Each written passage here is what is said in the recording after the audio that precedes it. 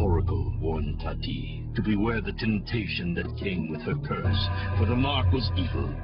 They were not the only ones with interest in these words of power. Someone else was amassing a library of evil.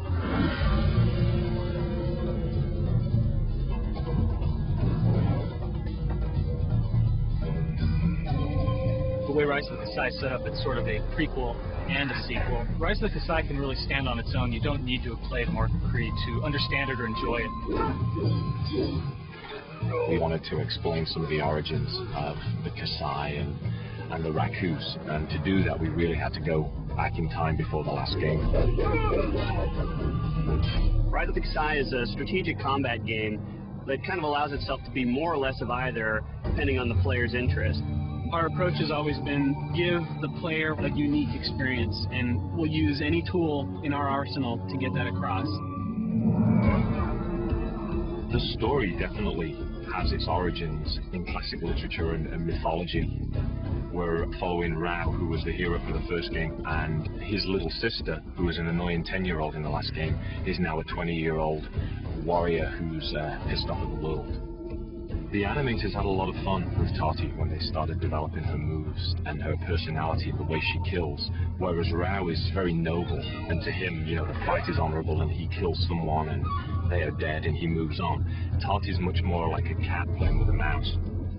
One of the main conflicts running throughout the game's story is the relationship between Tati and the spell that she has on her back. The spell is absolutely evil and it seeks to control Tati. It's trying to tempt her to join the Kasai. It does this through bribing her with subtle tastes of the power that it could ultimately give her. This power is manifested in different skills that she can use in the game. An important weapon that Tati has in her arsenal is the puffer mushroom. You place one against the wall, you go and hide, and you wait for an unsuspecting enemy to come walking past and you're dead. Grizz is a mysterious character. He wasn't in the Mark of Creed. He's new to Rise of the Kasai. We kind of refer to Grizz as having a very zen approach to combat. Grizz suffers from the same problem that Tati suffers in the game, which is he's marked with this evil tattoo. He's been very successful in controlling it. He's actually mastered it. And he's been trying to teach Tati that and try to keep her on the good path.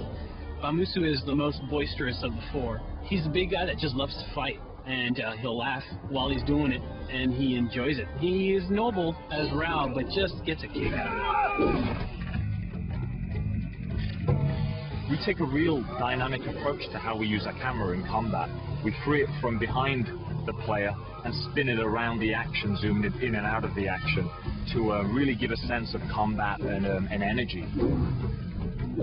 So if you walk into an environment in the game, the camera takes a very casual third-person view, and it's really allowing the player at that point to just kind of examine the scenario and see what's happening. The minute you do something like actually get into a fight, the camera begins to play a different role. It'll actually start rotating around the characters. The reasoning behind that was to get the player to feel like he's involved in the fight. So we're throwing you in.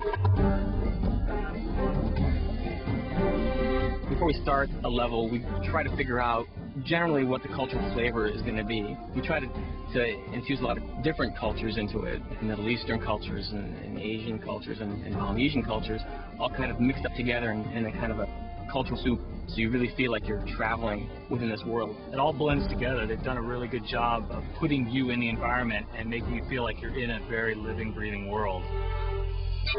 For the music of Rise of the Kasai, we really wanted it to fit with the way we created the environments.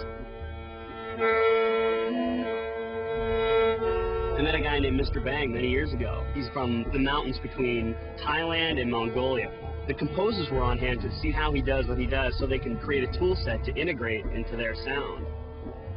So all the elements we use are organic instruments. They may have a more modern, maybe even techno feel in some ways, but all done organically.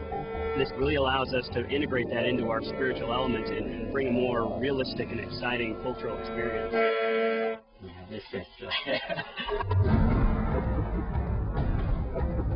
The one thing that unifies the group is their interest in art and in film. We have people that are from the video game industry that have been around for 15 years, and then we also have people from the animated feature film industry who have got a lot of experience in making movies.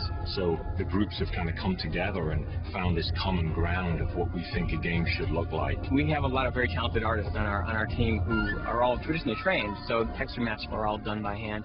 That lends more to the organic sense about these levels. It's all just coming out of the mind of the artist and the talent of the artist. They've got a great animation style that goes into the combat, and when you see it in action, it looks almost like a ballet. They've got a great sense of timing that they translate from the animation to the actual player, where you feel in combat you're almost dancing around, but you're dancing around in sort of a brutal, quick way. We've likened ourselves to an independent film studio. We want to make things that are recognized for their artistic content and their depth. We have two sets of cinematics. We have our in-game cinematics that tell the story with the actual characters and the environments in which the game kind of takes place. And then we have the bookend movies. These cinematics actually unveil more of the story before the actual game starts. The whole style of these movies is a little bit more unique. It's almost like a living comic book, or, you know, if you were to see a Japanese print or a Chinese print sort of come to life, you know, sort of rice paper backgrounds and big black sumi brush and watercolor sort of thing. We'll experiment a lot and try different techniques, different avenues, just to keep people entertained. Yeah.